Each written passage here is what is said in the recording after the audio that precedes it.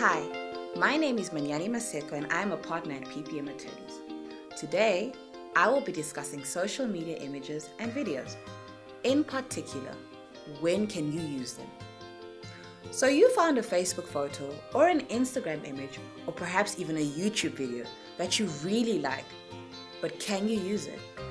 Perhaps you're a BBC journalist or a freelance journalist or just a young artistic kid with a YouTube page. Do you know what the legal restrictions are when it comes to making use of other people's photos and or videos obtained off of their social media pages?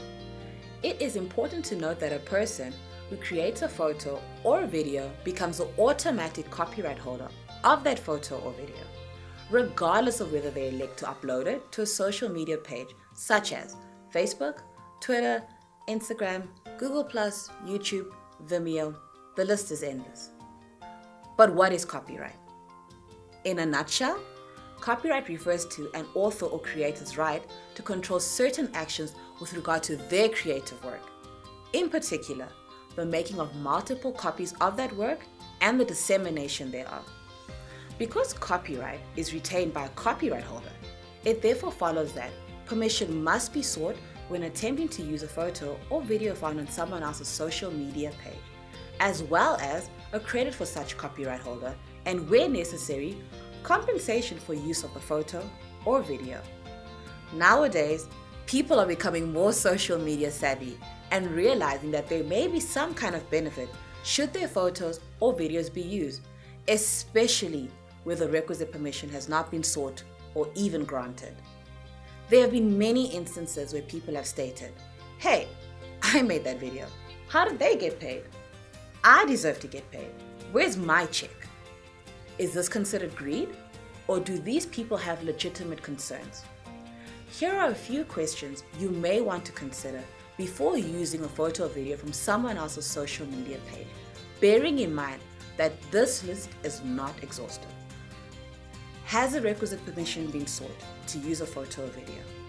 If so, and this can be legitimately proven, then it follows that the use of such photo or video is accepted. This is especially important where images and or videos of children are being used. Permission from the parents must always be sought. Has a photo or video been used to identify a person? For example, a missing person's photo taken off of their Instagram account would be considered acceptable to use when trying to locate such a missing person. Has the person applied any privacy settings to their photo or video? If so, it may be harder to make use of the photo or video. The more public the photo or video, the more acceptable it is to use such photo or video. Is it possible that the photo or video will cause distress or have a negative impact? For example, a murder victim's body being displayed on television will cause some distress for sensitive persons. And lastly, does publishing the photo or video amount to contempt of a court order? For example, the use of a witness's old image being displayed on television during testimony, despite her specifically requesting that the image not be shown. Case in point, the Oscar Pistorius trial.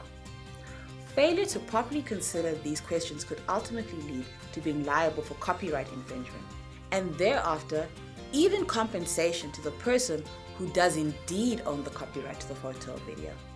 For more good, clear, precise advice, please contact PPM Attorneys.